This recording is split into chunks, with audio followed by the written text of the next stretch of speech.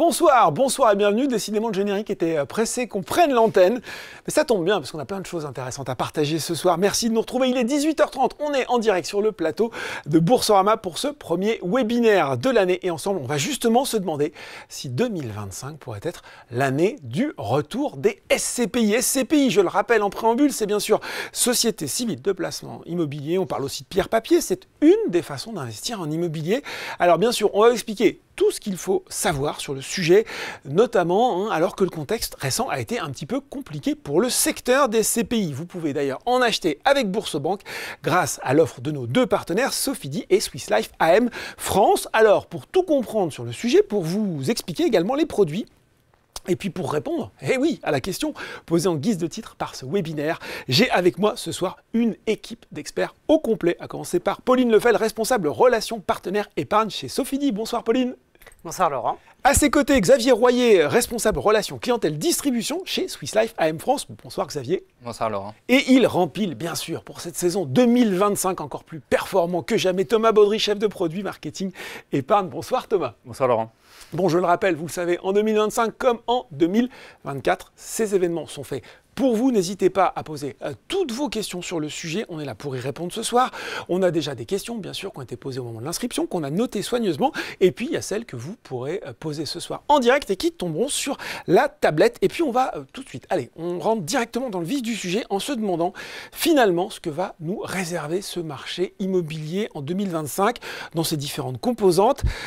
Après, on l'a dit, une année qui s'achève, qui a pu être compliquée pour certaines SCPI. On avait d'ailleurs ces questions posées au moment de l'inscription de Gérald. La chute de valeur des parts de SCPI va-t-elle continuer en 2025? Ou Jean-Claude qui nous disait quel type de SCPI va repartir le plus vite? Les bureaux, les commerces ou l'habitation? Ah, Pauline, c'est plein de bonnes questions pour commencer. Déjà, peut-être premier bilan de ce marché au début de cette année. Et puis peut-être des éléments de réponse aux questions de nos internautes. Je pense que rapidement, on peut faire passer deux messages plutôt clés. Le premier, c'est de se dire que les corrections de valorisation de l'immobilier qui ont commencé à apparaître... Il y a un petit peu l'année 2024. Ouais. Qui ont même commencé à apparaître fin 2022, en réalité. Bon, on a quand même le sentiment à mi-2024, fin 2024, qu'elles sont plutôt actées. Le second message, c'est de se dire que du coup, dans le contexte aussi favorable qu'on a de baisse des taux... c'est enclenché par la BCE. Qui commence à arriver, qui favorise du coup les stabilisations de valeur de l'immobilier.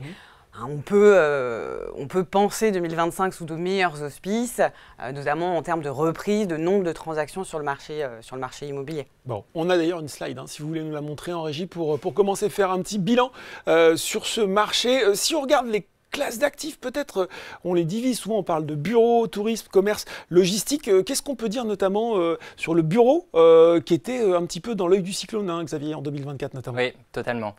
Sur le bureau, ce qu'on voit, c'est que ça reste un secteur qui a pas mal souffert en 2024. Néanmoins, il ne faut pas tout mettre dans le même panier.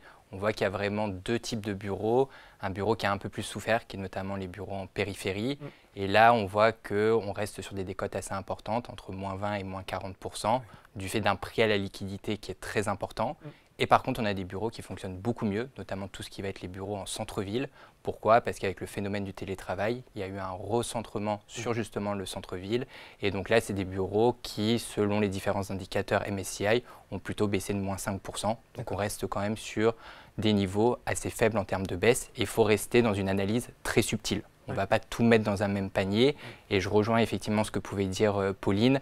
On voit pour les bons actifs, les bureaux justement dans les centres-villes, fin 2024, une stabilisation, voire des progressions. Donc pour 2025, ça devrait être plutôt assez positif. Du bureau moderne aussi, j'imagine. Exactement, oui. Dans le type de bâtiment, de proposition. Totalement. C'est assez recherché par les locataires. On veut avoir aujourd'hui la ville du quart d'heure. Qu'est-ce que c'est en fait cette ville du quart d'heure? C'est consommer, vivre, travailler dans un périmètre de 15 minutes. Et donc justement, les bureaux en centre-ville ont plutôt de l'intérêt pour nos locataires. On se garde des jugements trop hâtifs sur le secteur du bureau, de mettre tout le monde dans le même panier. Il faut que vous nous parliez du tourisme. Je sais que vous aimez beaucoup cette particularité, en tout cas ce secteur. On parle d'hôtellerie de plein air. Ça, vous allez me dire que ça va bien, non? Effectivement, l'hôtellerie de plein air et notamment l'hôtellerie en sens plus général, c'est un peu la grande star de 2024. Pourquoi? Parce que ça a été l'un des rares secteurs qui a pu en quelque sorte faire passer l'inflation sur les prix de sortie. Et ça, c'est plutôt été une bonne nouvelle parce que sur les valorisations, on voit qu'il y a une stabilisation, voire même une hausse dans certains pays, notamment d'Europe du Sud et particulièrement l'Espagne. Et les chiffres en 2024 ont été très bons au niveau européen. En termes de taux d'occupation, on est à peu près sur une progression de 1%. C'est des chiffres qui ne sont pas encore totalement finalisés. Et pour le prix moyen des nuits, là, on a une augmentation beaucoup plus forte qui est de l'ordre de 5%, notamment grâce en fait à des voyageurs étrangers qui sont revenus. Je pense notamment aux États-Unis, le Moyen-Orient ou encore la Chine. Donc c'est vrai que l'hôtellerie était souvent vue un peu comme un secteur de niche. Maintenant, elle fait sa place dans les grands secteurs qu'on peut retrouver et ça va être vu vraiment comme un relais de croissance à moyen et long terme. Bon, relais de croissance moyen-long terme. Qu'est-ce qu'on peut dire, Pauline, des autres compartiments et puis finalement, encore une fois, de l'évolution de ce marché sur les mois à venir? Je rejoins effectivement Xavier, notamment sur le moteur à dos niveau des actifs de bureau. Nous, effectivement, chez Sofidy, on a un petit ADN un peu particulier sur la classe d'actifs commerce qui nous caractérise et qui offre une bonne résilience et des rendements intéressants aussi à l'acquisition, notamment en 2024. La logistique aussi est toujours regardée, un secteur qui est assez résilient. Mais de manière générale, en fait, toutes les typologies, toutes les classes d'actifs, les géographies peuvent offrir des opportunités intéressantes. Oui, on a décomposé comme ça, mais c'est un petit peu artificiel, il faut le dire. Oui. Exactement. Oui. En fait, tant qu'on regarde ça avec prudence, j'ai envie de dire. Sélectivité aussi. Et sélectivité.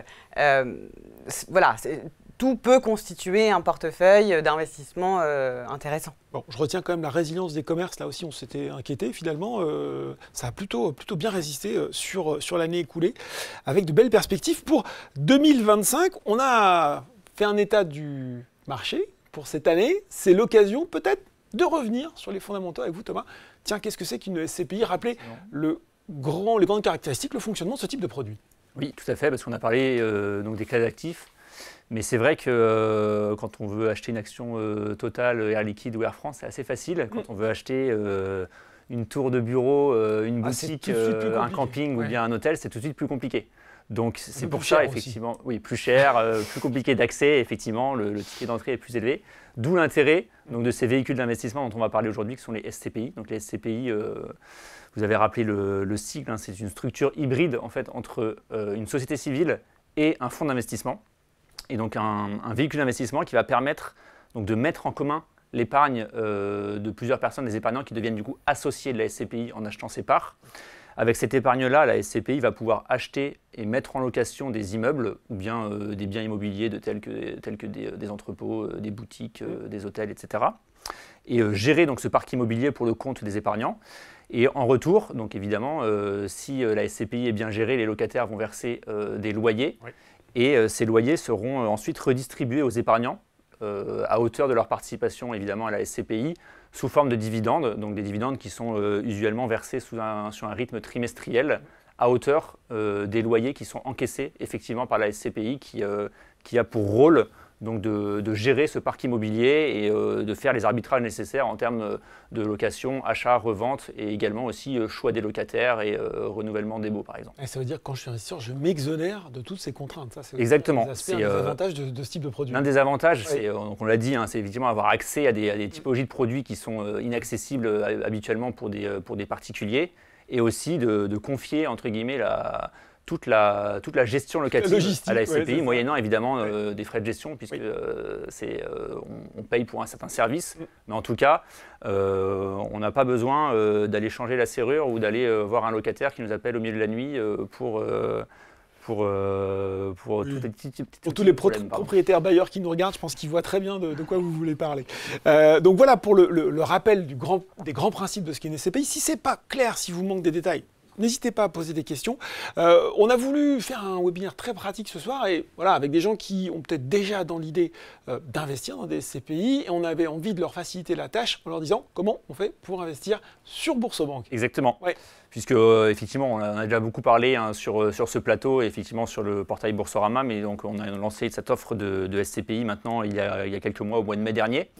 Donc depuis la navigation... Ça marche bien? Ça va. Les clients adhèrent à cette offre. Oui.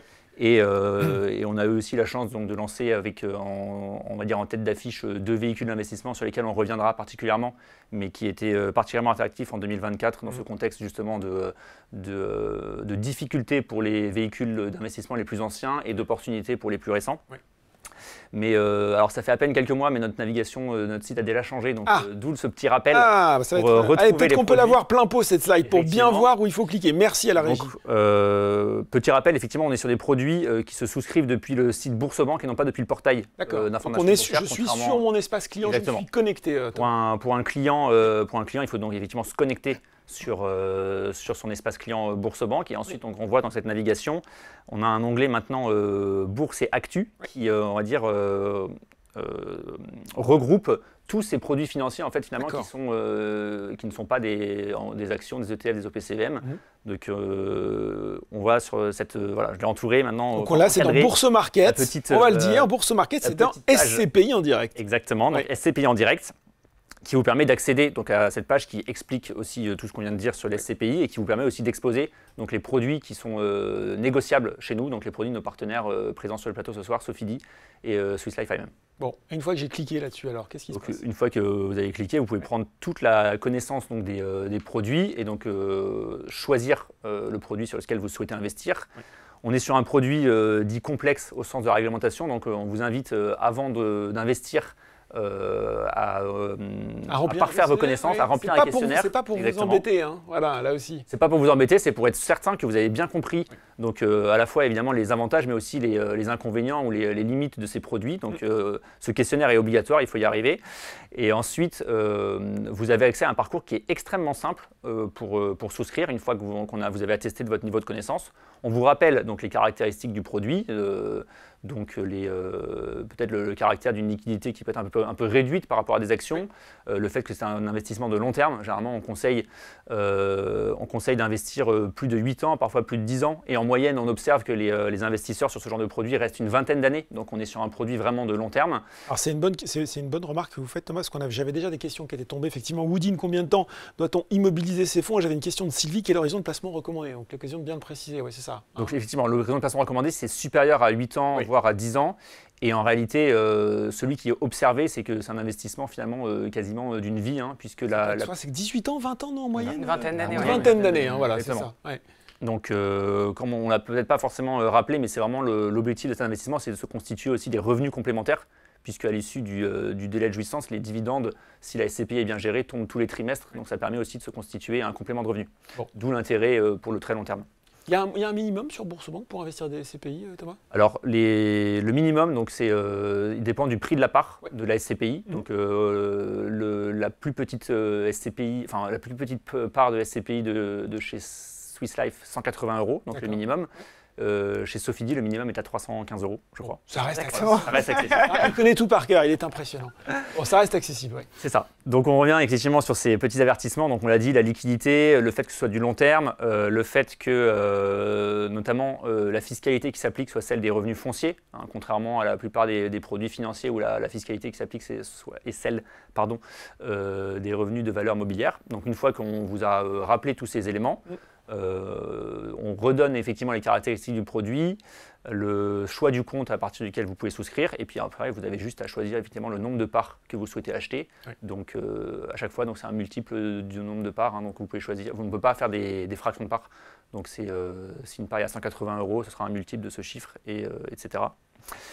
On rappelle une dernière fois, une fois que vous avez choisi votre nombre de parts, tous les frais de ce produit. Puisque, question aussi, Crime nous demande quels sont les frais de gestion. Voilà, alors peut-être l'occasion de les passer en revue. Alors donc, la structure des frais de ces produits, donc, on peut avoir des produits avec des frais d'entrée, comme on dit.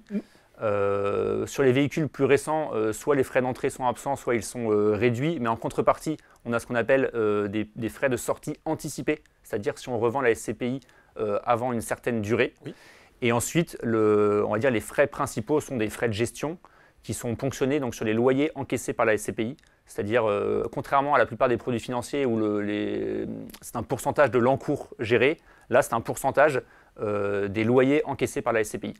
Et après, il y a évidemment aussi des frais annexes lorsqu'il y a par exemple des travaux sur les biens ou lorsqu'il y a des cessions, acquisitions. Et tous ces frais sont documentés dans dans la documentation légale du fonds, évidemment aussi, dont on vous invite à prendre connaissance, évidemment, avant d'investir. Bon, voilà, très bien. Pour cette explication, ça crépite à côté de moi sur la tablette, donc ne vous inquiétez pas. Elles sont toutes bien notées là et on va les poser, bien sûr. Vous allez voir, il y a plein de questions intéressantes qui sont posées. Mais on va d'abord présenter les produits, à commencer par ceux de Swiss Life AM France. Avec vous, Xavier, peut-être avant d'attaquer sur Mistral Sélection, 2 mots rapides sur Swiss Life AM France pour les gens qui ne connaîtraient pas la société de gestion. Oui, bien sûr. Du coup, Swiss Life Asset Manager, c'est la filiale du groupe Swiss Life, donc l'assureur. Et on est une société de gestion qui est multispécialiste. Ça veut dire quoi? Ça veut dire qu'on intervient sur l'ensemble des classes d'actifs, aussi bien sur la partie financière, donc par exemple sur des obligations, sur des actions. On a aussi une partie infrastructure et on va avoir une partie immobilière. Et pour donner quelques chiffres, au global, on gère à peu près 270 milliards d'encours sous gestion, IMO et financiers. Et rien que sur la partie immobilière, on gère plus de 110 milliards d'encours sous gestion, ce qui fait de nous l'un des leaders européens en immobilier. Bon bah voilà, rapide, efficace. Sans transition, on va pouvoir parler justement de la première SCPI qu'on voulait présenter ce soir, Mistral Sélection. Mistral Sélection, du coup, c'est le dernier produit immobilier qu'on a pu lancer. Vent frais sur le secteur. Pardon, j'ai pas pu résister à ne pas la faire. C'est vrai, mais c'est bien, au moins ça permet de refaire le produit. Donc, dernier produit lancé en avril 2024 et c'est une SCPI avec 0% de frais d'entrée. En contrepartie, du coup, d'une commission de gestion sur les loyers de 16,50 TTC. Donc, c'est justement ce que expliquait Thomas juste avant. Et c'est une SCPI qui, au cours du 3e trimestre 2024, a eu notamment le label ISR, donc investissement socialement responsable, et ça vise ce label justement à avoir un impact positif et durable. En termes de stratégie, qu'est-ce que c'est? Ça va être une SCPI qui va être là pour justement contribuer au financement de la mutation des territoires. C'est une SCPI aussi qui va être dite opportuniste pour justement se laisser la flexibilité d'investir dans les meilleurs secteurs. On n'a pas décidé de mettre une segmentation sectorielle avec justement une cible. On veut garder de la flexibilité. Et c'est une SCPI du coup avec 0% de frais d'entrée. Ouais. Ça, effectivement, c'est apprécié également par les clients. Quand on rentre un petit peu plus dans le détail, notamment la partie performance qui va intéresser les gens qui nous regardent ce soir. Sur la partie performance, ça s'est plutôt très bien passé. Donc Mistral Sélection a versé un taux de distribution de 8,59% en 2024, soit un dividende de 15,47 €, parce que je sais que ça parle toujours un petit peu plus de parler en euros que juste en performance. Et j'attire l'attention des téléspectateurs que c'est une performance qui a été faite seulement en 8 mois. Pourquoi? Parce que, comme je le disais, la SCPI a été créée en avril 2024, donc ce ne sont pas des performances qui sont annualisées, on est bien sur une performance sur 8 mois. Et autre point important qui n'est pas mentionné sur la diapositive, Mistral Sélection a constitué un RAN, donc un report à nouveau de 3%. Et ça, qu'est-ce que c'est en fait? C'est tout simplement en fait une réserve de loyer que la SCPI n'a pas distribuée. C'est un coussin sécuritaire. C'est de la performance en réserve, c'est ça? Exactement. Ce qui fait que pour les années à venir, on part déjà avec de l'avance, avec 3%. Qu'on pourra piocher comme on veut en fonction des différentes opportunités qu'on pourra trouver et si on décide d'augmenter ou non cette distribution de revenus. Bon, intéressant. Hein. Et pour ceux qui aiment le concret, on voit dans les investissements, il y a un retail park à Valenciennes, je vois des bureaux à Marseille. Voilà, exactement. Pour faire le lien justement entre la stratégie que j'ai pu définir juste avant et les acquisitions, en 2024, on a pu faire plusieurs acquisitions. Vous avez ici du coup 2 exemples sur la diapositive. Premièrement, un bureau à Marseille qui est loué du coup à Jotte. Donc vous savez, les doudounes en duvet qui sont plutôt assez utiles ces derniers jours, vu le froid qu'on peut avoir en France. Et c'est du coup dans le 5e arrondissement de Marseille, donc un quartier stratégique et dynamique. Et l'objectif, ça va être justement d'investir sur du bureau en centre-ville pour connecter les locataires au service. Et ça reprend ce que je disais en introduction avec le fameux terme de la ville du quart d'heure où on veut consommer, se divertir, travailler dans un périmètre de 15 minutes. Oui. Et deuxième acquisition, du coup, un retail park. Qu'est-ce que c'est un retail park? C'est tout simplement un centre commercial à ciel ouvert qui est loué à 7 grandes enseignes, type Maxi Zoo, Maxi Bazar ou encore Grand Frais. Et le but de Mistral Sélection, c'est justement de sélectionner des enseignes qui vont répondre aux transformations et aux spécificités des différents territoires. Bon. Et pour 2025, l'objectif, c'est d'augmenter notre pondération à l'étranger. Pourquoi? Parce que souvent, dans les pays européens, on va avoir le prélèvement des impôts à la source, notamment sur les loyers, ce qui fait que le porteur de part en France n'aura plus besoin de payer les impôts et bénéficiera de crédit d'impôt. Donc c'est très avantageux d'aller à l'étranger. On la posera à la fin pour bien faire le tour sur cet aspect-là qui n'est pas inintéressant. Et notamment pour les TMI qui sont assez élevés, qui bénéficieront du coup d'un crédit d'impôt plus élevé. L'objectif, c'est à fin 2025 d'avoir 60% de notre portefeuille investi hors de France et notamment plutôt en Europe du Sud. Voilà, donc Mistral Sélection sur la France, mais aussi sur l'Europe. Et puis ça tombe bien pour faire la transition. J'ai la question de Roger, peut-on acheter des parts de SCPI dans l'assurance vie Bourse-Banque? Ça tombe bien parce qu'on va parler d'un autre produit, c'est l'UC, l'unité de compte, ESG, tendance pierre. Thomas, on peut la mettre dans l'assurance vie Bourse-Banque? Exactement. D'ailleurs, par définition, un véhicule d'investissement de type UC ou société civile n'est investissable que via une assurance vie ou bien une enveloppe assurantielle, par exemple comme un plan d'épargne retraite. Donc typiquement, l'UC ESG Tendance Pierre est accessible à la fois dans le contrat assurance vie Bourse Vie et à la fois dans le plan d'épargne retraite, le Perrin Matelas. D'accord. Alors un petit peu plus de détails justement sur cette unité de compte, Xavier. Oui, du coup sur ESG Tendance Pierre, c'est une société civile qu'on a créée en janvier 2022. En termes de performance, ça s'est plutôt bien passé. Petit écart société civile par rapport à SCPI, c'est un peu différent, c'est un peu la même chose? Alors, c'est un peu différent parce que du coup, on va avoir une flexibilité beaucoup plus importante sur les sociétés civiles. On va pouvoir investir bien sûr sur l'immobilier en direct. On va pouvoir mettre des SCPI à l'intérieur. On va pouvoir aller sur des fonds institutionnels. Là où par exemple sur la SCPI, c'est uniquement de l'immobilier en direct, donc soit de l'hôtellerie, du commerce ou de la logistique par exemple. Si je reviens du coup sur le bilan de Tendance Pierre en 2024, donc des performances plutôt très bonnes, plus 5,11 de performance en 2024, ce qui nous classe du coup de nouveau dans le top 3 des meilleures performances du marché des sociétés civiles, et ce depuis la 3e année, date de création en fait de ESG Tendance Pierre. La création de valeur vient notamment de 3 piliers. Premièrement, les investissements en direct qu'on a pu faire en répondant à la demande et à notre changement de façon de travailler, de consommer ou bien de vivre. Deuxième pilier, ça va être notamment les investissements dans des SCPI jeunes et qui collectent. Et c'est ça le point le plus important aujourd'hui, c'est de collecter pour saisir les opportunités de marché et pouvoir rentrer sur les rendements qu'on peut voir de 7, 8, 9%. Et ça permet aussi à la société civile d'avoir directement une diversification géographique et sectorielle. Et enfin, dernier pilier, ça va être notamment la prise de participation dans des fonds institutionnels. Comme je le disais en introduction, Swiss Life AM, l'un des leaders européens en immobilier. Sur les 110 milliards qu'on gère, à peu près une grosse majorité, voire 90% de nos encours sont sur une partie institutionnelle. Donc l'objectif, ça va être justement de donner accès aux clients finaux, donc aux téléspectateurs aujourd'hui présents, les expertises qu'on peut avoir chez Swiss Life AM et notamment les expertises de niche. Et ça se retrouve avec un exemple qu'on peut avoir où on a pris une prise de participation dans un fonds institutionnel, donc un fonds professionnel qui détient les murs d'un groupe hôtelier qui est BNB. D'accord. C'est un portefeuille. Amener finalement voilà, les solutions qu'on propose aux institutionnels aux particuliers. Exactement, c'est ça. Et ça, c'est le gros avantage de la société civile parce qu'elle peut prendre des prises de participation dans ses véhicules, là où du coup une SCPI ne pourra pas le faire. Et si je reviens rapidement du coup juste sur le portefeuille du coup hôtelier, murs qui sont détenus du coup par BNB, qui sont loués à BNB, et où on va retrouver du coup 22 hôtels et plus de 1700 chambres en France, répartis sur l'ensemble de l'Hexagone, et on est sur un rendement supérieur à 7%. Donc ça a été plutôt une belle prise de participation pour ESG Tendance Pierre. Bon voilà, on voit que c'est du concret, ces produits, que ça peut mettre parfois tout près de chez soi, ça peut mettre aussi parfois quand on va à la salle de sport, comme ça on s'en rend pas tout de suite compte, mais si, exactement. Il y a eu une nouvelle acquisition en janvier 2025 et c'est Basic Fit, c'est ça Oui, c'est ça, totalement. Donc c'est une acquisition qu'on a faite il y a quelques semaines, en début d'année, et l'objectif en fait pour 2025, c'est d'augmenter notre pondération sur les investissements en direct. Et ça s'est fait notamment avec Basic Fit, qui est du coup une salle de sport comme tout le monde le sait. Et cette fois-ci, elle est basée à Strasbourg, rue Wiesenbourg. Donc peut-être que certains de nos téléspectateurs peuvent aller voir, peuvent connaître. Ce soir ou demain. Et c'est l'avantage de l'immobilier, c'est qu'au moins c'est très concret. Et donc les personnes peuvent se déplacer et aller voir les acquisitions qu'on peut faire et même le patrimoine qu'on peut avoir dans nos produits. Et quelques mots dessus. Donc Basic Fit, c'est la plus grande chaîne de salles de sport en France. Et sur les caractéristiques de l'acquisition, ça a été plutôt une très belle acquisition parce que la durée de bail est supérieure à 12 ans. Donc on a un bail ferme avec eux pendant 12 ans, donc c'est plutôt du long terme. Et le rendement, là aussi, est plutôt assez intéressant parce qu'il est supérieur à 7%. Bon voilà, rendement supérieur à 7%. On rappelle bien sûr que ces rendements sont donnés à titre indicatif et que vous le savez, les performances passées ne préjugent pas des performances futures. C'est toujours utile de le rappeler. Voilà donc pour les deux produits présentés par Swiss Life AM France. Bien sûr, vous pouvez poser vos questions si vous avez plus de détails à demander à Xavier. Mais je vais me tourner vers vous, Pauline. On va parler maintenant de l'offre de Sofidy pour évoquer finalement l'ensemble des produits proposés. Peut-être une petite synthèse du patrimoine de vos différentes SCPI pour commencer. Oui, je trouvais ça intéressant d'illustrer aussi les propos qu'on avait en début de webinaire sur la stabilisation qu'on peut voir sur les valorisations de l'immobilier.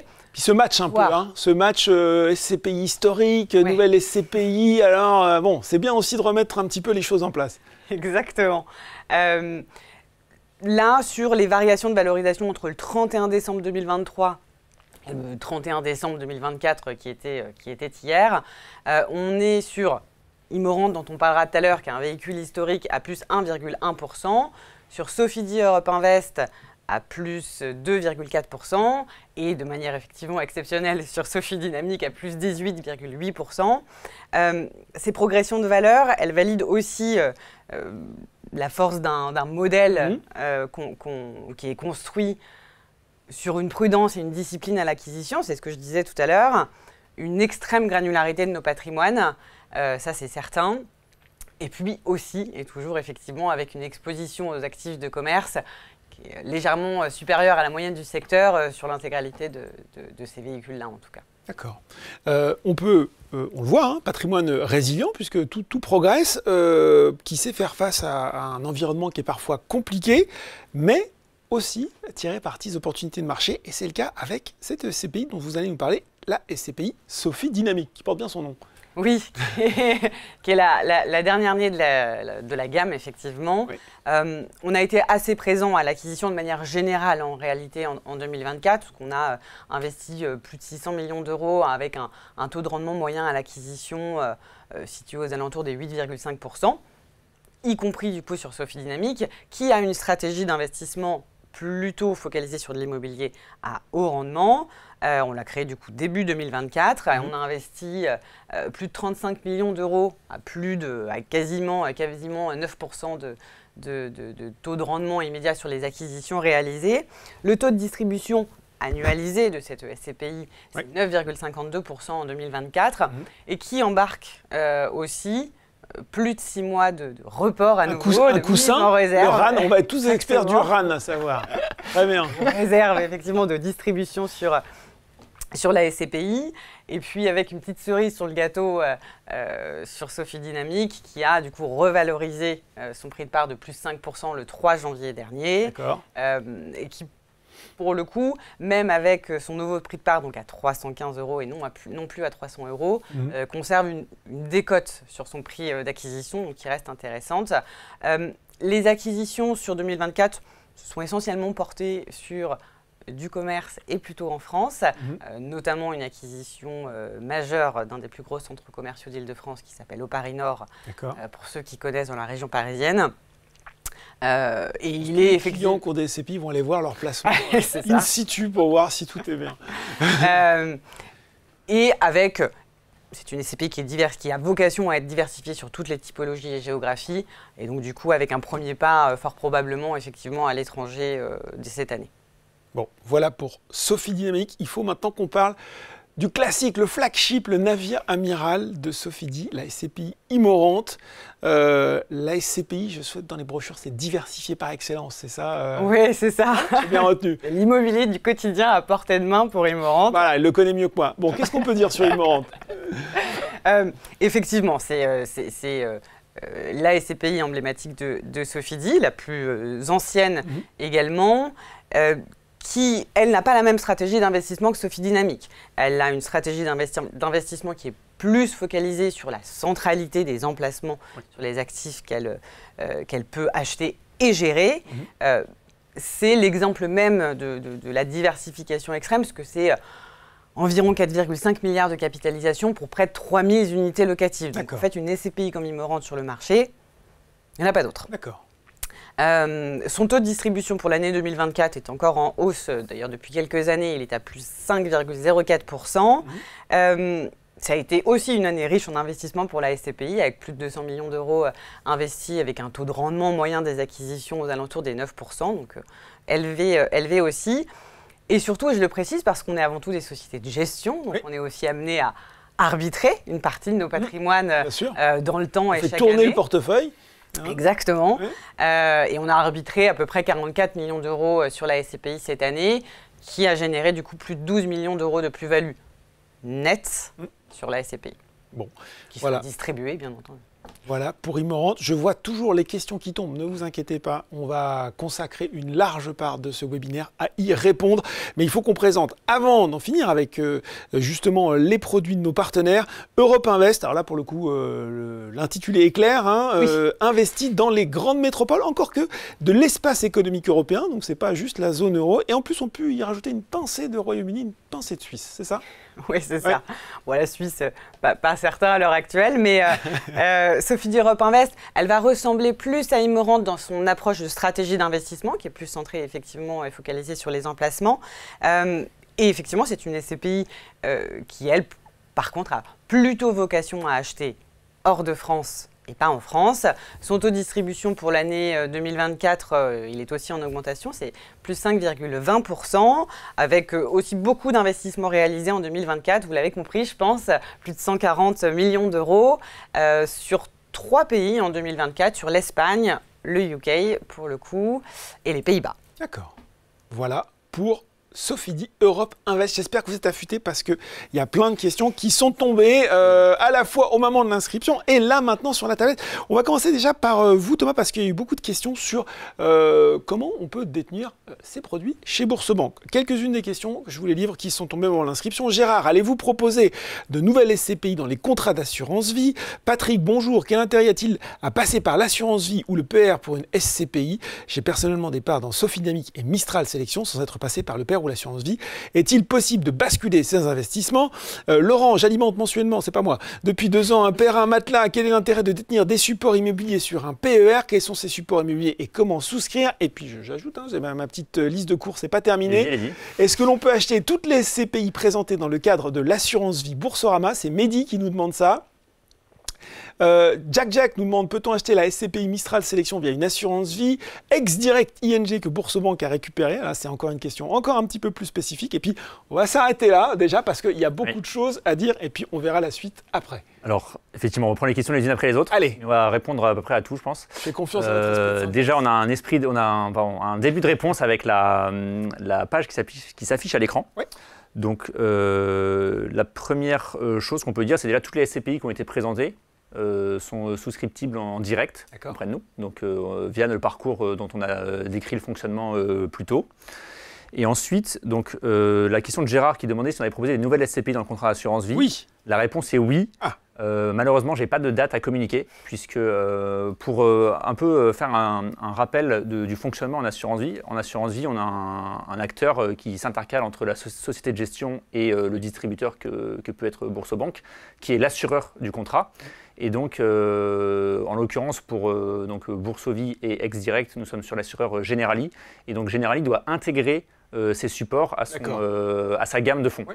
Et donc, le référencement est en cours. On échange avec eux très étroitement pour disposer d'une enveloppe d'investissement sur ces produits qu'on pourra ensuite redistribuer à nos clients.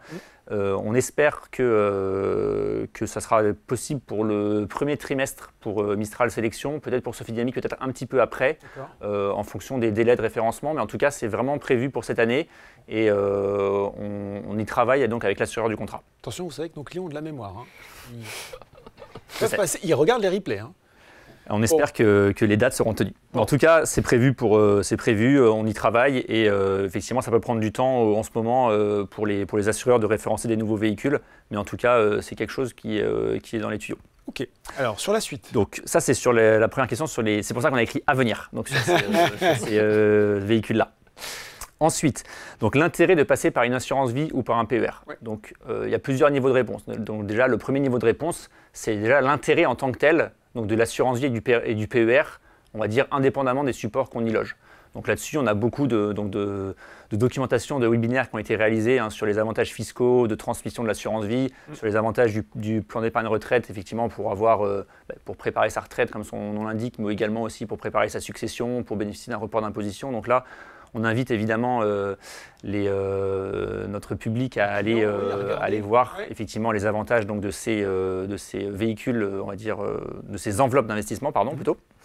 Et donc, ensuite, au-delà de ces avantages, ça peut être, pour l'assurance vie en particulier, par rapport au SCPI, peut-être une simplicité d'investissement qui est plus forte, puisqu'on aura un ticket d'entrée qui sera plus faible, puisqu'on n'aura pas cette notion de part. En fait, c'est l'assureur qui va pouvoir découper les parts, donc on pourra y accéder à partir de plus petits montants. D'accord.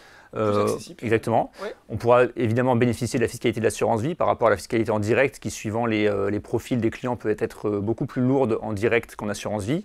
Et on a aussi, alors là c'est un avantage mais qui est peut-être à nuancer vu ce qui s'est passé ces 2 dernières années, c'est cet avantage de la liquidité qui est normalement garanti par l'assureur.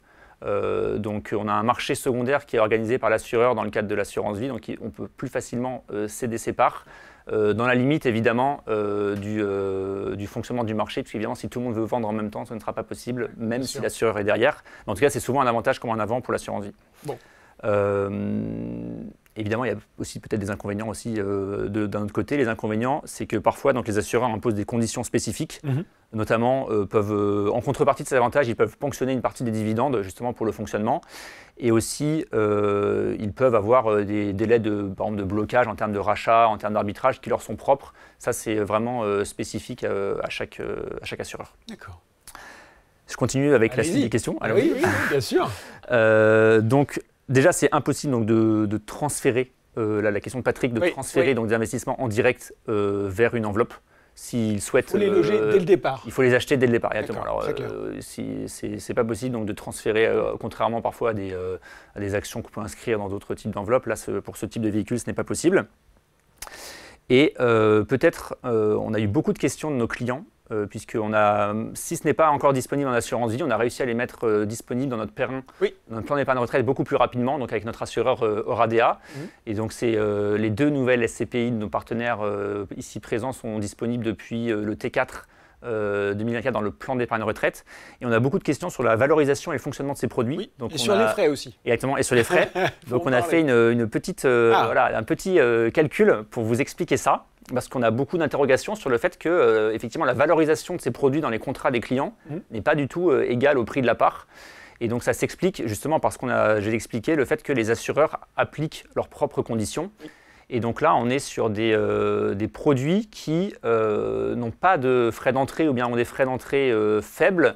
Mais dans cette nouvelle typologie de produit, on a ce qu'on appelle donc, ces frais de sortie si jamais on sort avant une certaine date. Donc c'est un peu la contrepartie effectivement des frais d'entrée réduits ou des frais d'entrée inexistants. Donc 6 ans pour Mistral et 8 ans pour Sophie Dynamique. Pour Sophie Dynamique, c'est 6%. Et donc l'assureur, en fait, pour valoriser ces SCPI dans son bilan, considère en fait que vous pouvez sortir à tout moment. Donc, ce qui s'affiche sur votre espace client, c'est le cours si jamais vous souhaitiez les vendre tout de suite. Et donc, c'est pour ça que, en ce moment, donc pour Mistral Sélection, on est à 169,2 la part au lieu de 180. Donc, c'est uniquement les 6% qui sont ponctionnés. Et pour Sophie Dynamique, on est à 290,18 puisqu'on a les 2% de frais de souscription. Ensuite, les 6% de frais de sortie. J'anticipe déjà la question de savoir que se passe-t-il au bout de 6 ans ou au bout de 8 ans. Ça, on s'est assuré, c'est le cas de le dire, auprès de l'assureur, que donc, à partir du moment où le client va détenir, donc ne revendra pas ses parts, ne fera pas d'arbitrage, ne rachètera pas son contrat au bout du délai annoncé par les sociétés de gestion, et évidemment aussi à condition que le prix de la part ne change pas d'ici là, la valorisation reviendra au niveau du prix de la part à l'issue de ce délai. Donc pas d'inquiétude pour les investisseurs de long terme, et sur le plan d'épargne retraite, on le sait très bien, on est sur une enveloppe d'investissement de long terme. Cette valorisation sur l'espace client est plus une illustration qu'un reflet on va dire, réel de la valeur de la part. On a des questions aussi toujours sur les enveloppes, hein, Thomas. Jack qui nous parle du compte titre, Pascal qui nous parle du PEA PME, Damien au moment de l'inscription qui nous parlait du PEA. On va peut-être faire le point, est-ce qu'on peut loger des CPI dans un PEA, dans un PEA PME ou dans un compte titre? Alors c'est simple, la réponse est non. Voilà. Donc on est sur clair. Toutes ces enveloppes qu'on a citées, PEA, PEA PME, compte titre, sont réservées aux valeurs dites mobilières. Donc les actions pour le PEA, et les actions, obligations et autres produits de bourse pour le compte titre. Bon, question hyper importante de Mel, et moi je m'y retrouve à fond, c'est bien beau tout ça, hein, c'est super, mais à partir de quand on perçoit ses premiers revenus? Quand est-ce que ça tombe? Alors, ça tombe bien, on a aussi une illustration pour ça, donc peut-être qu'on peut, qui est plutôt en annexe, on peut peut-être la montrer un peu plus tard. Ils sont formidables en régie, on va faire ça. On a ce concept effectivement pour les SCPI du délai de jouissance, donc, qui lui est différent suivant les SCPI. Par exemple, en ce moment pour Immorente, il n'y a pas de délai de jouissance, donc les dividendes peuvent être perçus dès le début. Et puis pour Mistral et Sophie Dynamique, on est respectivement à 4 et 5 mois de délai de jouissance. C'est-à-dire que les premiers mois, on ne perçoit pas de revenus. Et ensuite, à l'issue de ce délai de jouissance, les revenus sont versés de façon trimestrielle. Donc à chaque fois, le mois suivant la fin du trimestre. Donc en janvier pour le T4 et ainsi de suite. On a aussi peut-être une autre illustration peut-être sur la page suivante qui permet de bien mettre ça en évidence. Donc là, c'est un exemple pour Mistral Sélection. Donc un investissement au mois de janvier entrera en jouissance en juin. Le premier dividende sera versé en juillet au titre du mois de juin et ensuite, ainsi de suite, en fonction des tous les trimestres. Oui, voilà, très clair. C'était une question aussi de Guillaume79. À partir de quel moment touche-t-on des dividendes? Une autre question de mail, parce qu'on l'a assez peu évoqué ce soir et on aime bien faire le tour complet dans le webinaire. Peut-être une question pour nos deux experts. Quels sont les risques? Hop, je vais l'envoyer aux gens qui n'ont rien. Quels sont les risques précisément d'une SCPI? Pas beaucoup parler des risques, il faut quand même l'évoquer. Non, il n'y en a pas. Il y en a plusieurs. On parle d'immobilier et non de valeur mobilière. Donc, par définition, ce n'est pas liquide. C'est pour ça aussi qu'on a, bien évidemment, mais c'est aussi pour ça qu'on a qu'on précise ces notions de détention sur le très long terme. On n'est pas là pour rentrer sur une SCPI un lundi et la revendre un vendredi, hein. C'est pas le bon concept. Il y a des risques de perte au capital également. Les dividendes ne sont pas garantis non plus. Est-ce que tu penses à d'autres choses, Xavier? Non, on va retrouver les mêmes risques que sur une location en direct, sauf que normalement le portefeuille est beaucoup plus diversifié, là où une personne physique, on va dire une personne sur un exactement ou deux actifs, un seul ou deux actifs et pas en plus sur la même typologie d'actifs. Donc il n'y aura pas forcément une diversification sectorielle, chose que nous on pourra retrouver à l'intérieur des SCPI. Mais oui, autrement on se retrouve à peu près sur les mêmes risques qu'en direct. Question, alors on pourrait dédier un webinaire complet sur le sujet, mais on va essayer d'être plus synthétique, peut-être aussi pour vous deux. Quid de la fiscalité, notamment pour les actifs à l'étranger, parce que c'est vrai que de plus en plus, les SCPI achètent des actifs à l'étranger. Et puis j'avais cette question de Pierre, est-ce que le capital investi dans une SCPI est soumis à l'IFI? Donc question IFI, puis question aussi fiscalité à l'étranger. Oui, sur la partie IFI, du coup, effectivement, c'est bien soumis à l'IFI. D'accord. Et pour la partie fiscalité, ça rejoint du coup ce que je disais pendant la présentation. Dans la plupart des pays européens, on est sur un prélèvement à la source, ce qui fait qu'entre deux pays européens, on n'a pas de double imposition. Donc les impôts qui ont déjà été payés par exemple en Espagne ne vont pas être repayés en France. Donc le porteur de part en France recevra des crédits d'impôt. Et ça peut être assez avantageux suivant la TMI. Plus la TMI est élevée, plus les crédits d'impôt du coup seront importants. Bon, Pauline, on dit qu'il faut remplir un petit peu plus de paperasse quand même. Alors, bien évidemment, l'intégralité de ces revenus, qu'ils soient de source française ou qu'ils soient de source étrangère, sont à déclarer à l'administration fiscale française. Alors, effectivement, sur les revenus français, on va payer son imposition en France. Sur les revenus étrangers, on va payer majoritairement son imposition à la source. Il y a effectivement cette différence sur les prélèvements sociaux auxquels sont soumis les revenus fonciers. Les revenus fonciers français y sont soumis, les revenus fonciers étrangers n'y sont pas soumis. Voilà. Et donc peut-être pour compléter, pardon, parce que du coup on revient aussi sur la partie assurance vie et périn. Il y a des petites spécificités évidemment. Donc dans le cadre de l'assurance vie, les revenus seront fiscalisés selon le régime de l'assurance vie, donc avec une franchise d'impôt suivant les montants de retrait et effectivement ces avantages-là.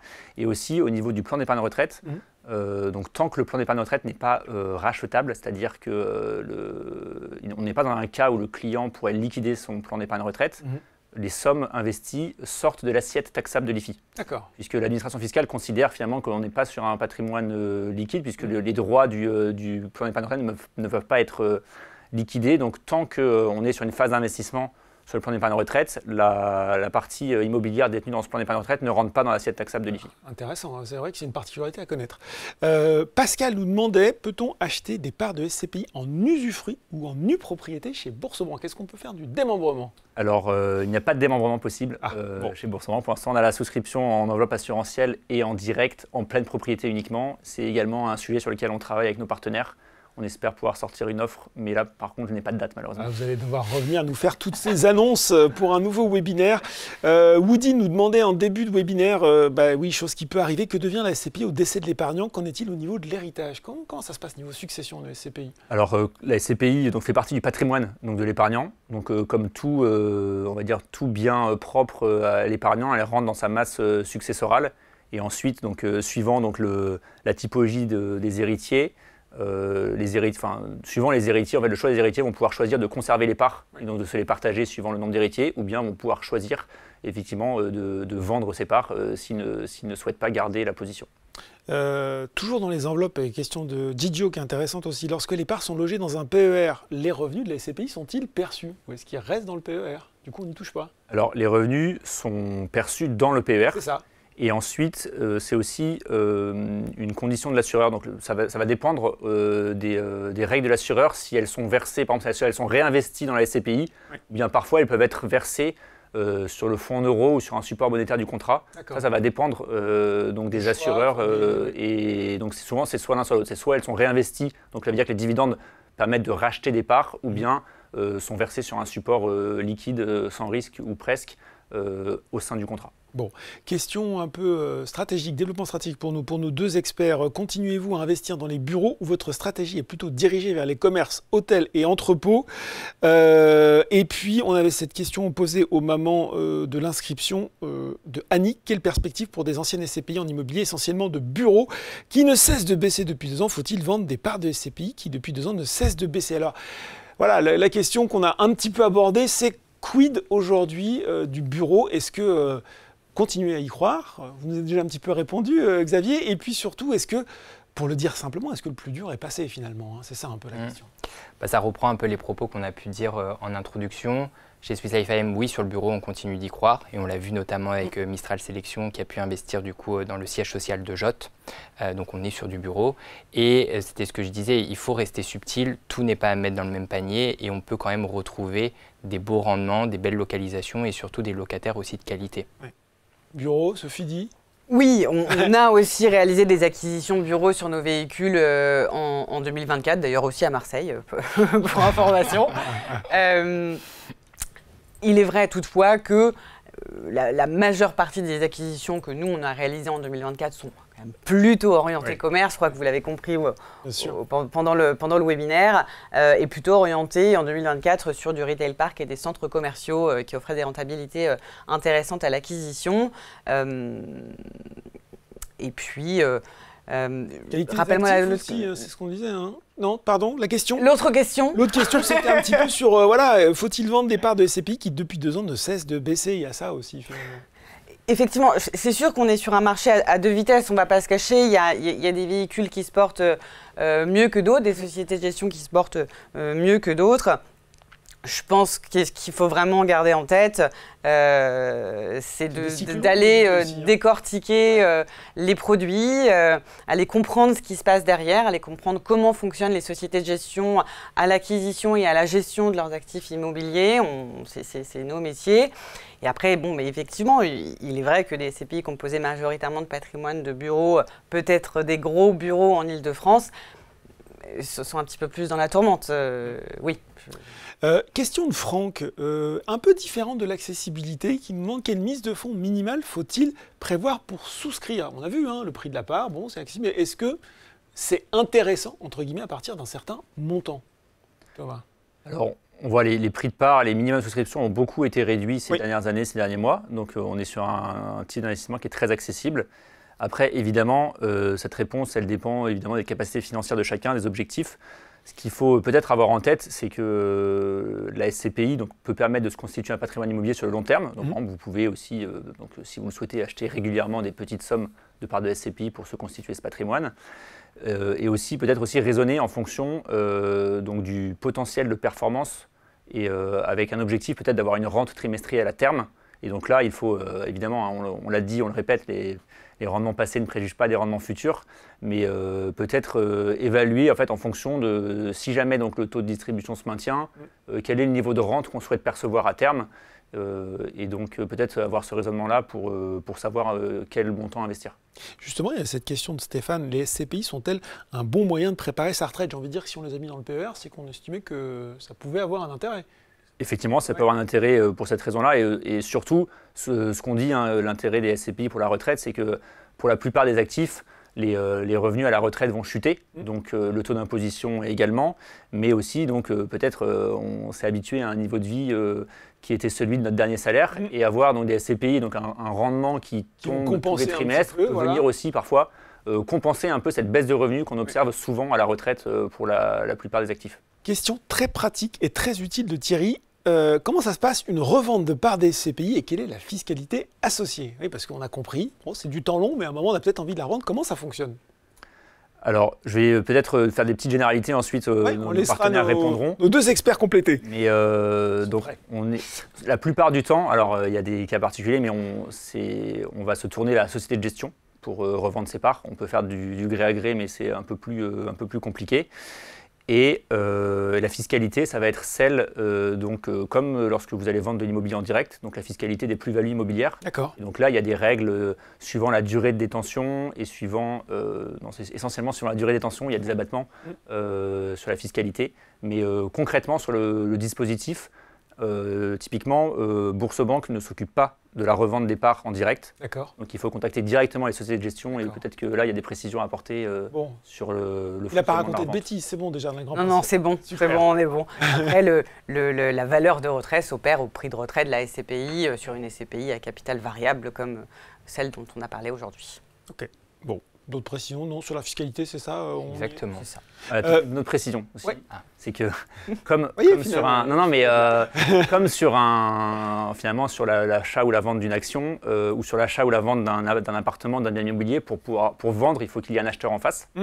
Donc évidemment, c'est pour ça qu'on dit que parfois la liquidité est vraiment élevée. Aussi, hein, si la SCPI collecte beaucoup de fonds, on va dire les acheteurs, enfin les vendeurs vont pouvoir, on va dire, céder leur part. C'est pas exactement leur part, mais on va dire, on pouvoir trouver une contrepartie en face. Évidemment, si on est sur un marché qui est bloqué, là, il va y avoir ce qu'on appelle une file d'attente. Et effectivement, comme lorsque par exemple vous mettez un bien immobilier en vente et que vous n'avez pas d'acquéreur, il faut attendre de trouver un acquéreur qui est prêt à l'acheter à votre place. Donc c'est pour ça, parfois qu'on dit qu'il y a des problèmes de liquidité, c'est que sur des véhicules qui sont en bonne santé, qui collectent bien, vous allez pouvoir vendre très rapidement. Généralement, on est sur des délais de 15 jours, un mois pour pouvoir céder ses parts. Sur des véhicules un peu plus en souffrance, ça va dépendre effectivement de la collecte qui est en face. De la liste d'attente, si on a envie de dire. Ouais, c'est ça. Et c'est quelque chose à bien prendre en compte aussi, à intégrer si à un moment on a besoin de on n'est pas sur par exemple une action du CAC 40 ou une action du CAC 500 qui s'échange, on va dire, quotidiennement sur des énormes volumes. On est sur un sous-jacent immobilier où ça peut prendre un peu plus de temps suivant les types d'actifs.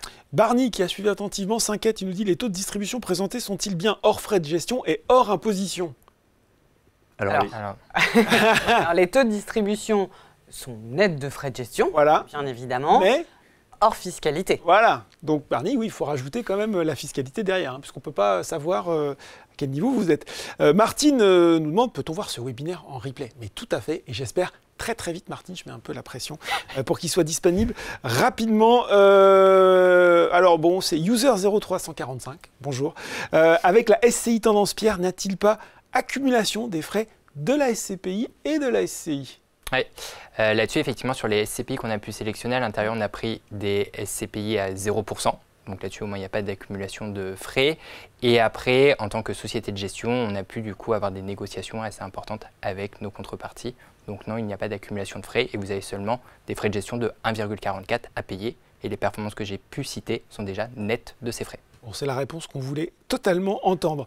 Petit rappel, même si vous l'avez exposé, Thomas, parce qu'effectivement, on laisse personne derrière. C'est une question de... Hop, voilà, elle est partie.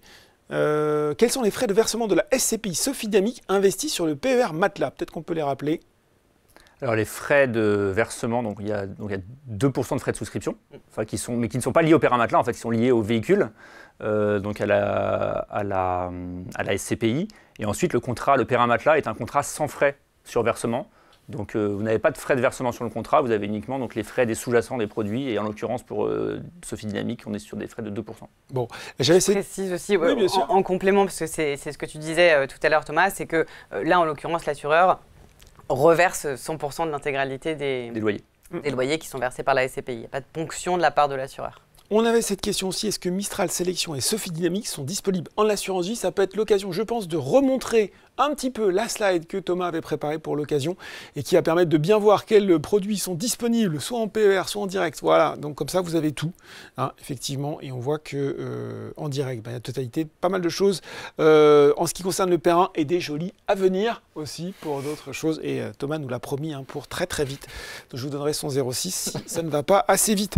Pour compléter, il y a quelqu'un qui a posé la question de savoir si c'était disponible dans le contrat ex-direct. Oui, et à chaque fois qu'on référence un produit, dans Boursorama, on le référence dans X-Direct, à l'exception des ETF qui ne sont pas possibles dans X-Direct, mais ce n'est pas le sujet de ce soir. Bon.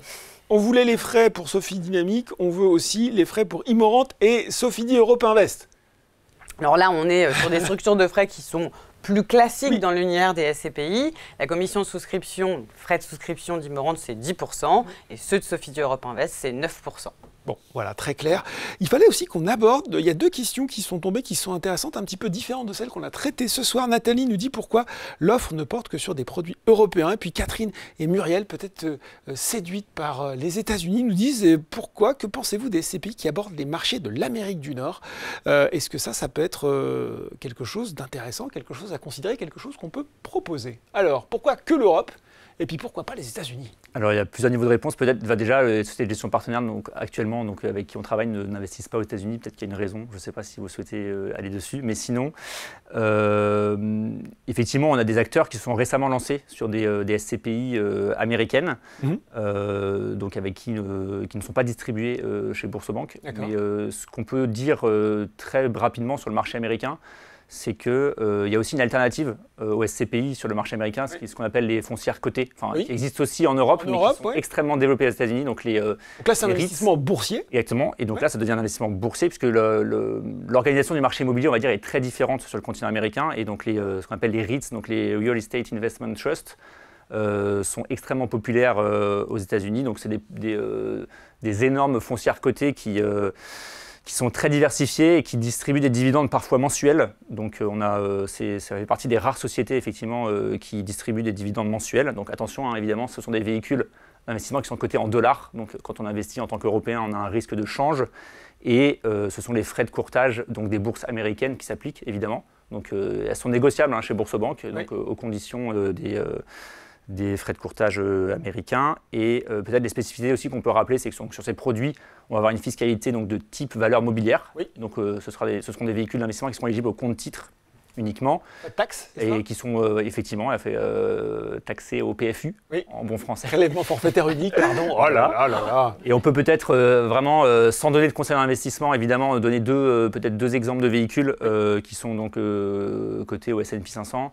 On a parmi les plus gros, on a Realty Income, qui est une foncière basée en Californie d'immobilier commercial qui a une capitalisation de 55 milliards d'euros. Donc là, on est vraiment sur des véhicules. Voilà. Un petit morceau, oui. On a plus de 15 000, je crois, unités locatives.